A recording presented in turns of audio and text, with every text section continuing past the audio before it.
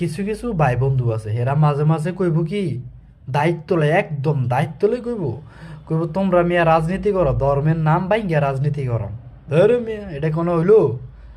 তো ওই প্রথম ঠেলায় কইব গিয়া, আচ্ছা তোমরা তো রাজনীতি করো, ইসলামী কি গণতন্ত্র জায়েজ? ইসলামে তো গণতন্ত্র হারাম। পর্দা করে একটা ফতুয়া দিয়ে লইব সুন্দর মতন।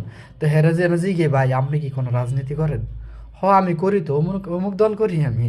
আচ্ছা ভালো কথা, আপনি অমুক দল করেন, আমরা না রাজনীতি করি, এটা ঠিক আছে, এটা গণতন্ত্র হারাম। তো আচ্ছা অমুক দল দে করেন, হে তারা কি গণতান্ত্রিক দল? হ এটা হতো গণতান্ত্রিক। মানে নাশকতার একটা সিস্টেম থাকে আর কি।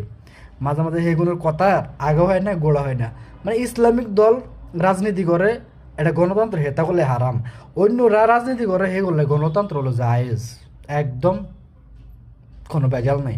মানে মদ ইসলামিক দলের লোকেরা খাইলে এটা হারাম, আর অন্য দলের লোকেরা খাইলে মদ এটা হলো জায়েজ। পানিও পান করছে। নাশকতার তো একটা লেভেল থাকার দরকার আছে ভাই। লেভেল ছাড়াই নাশকতা করে তারা মাঝে মাঝে।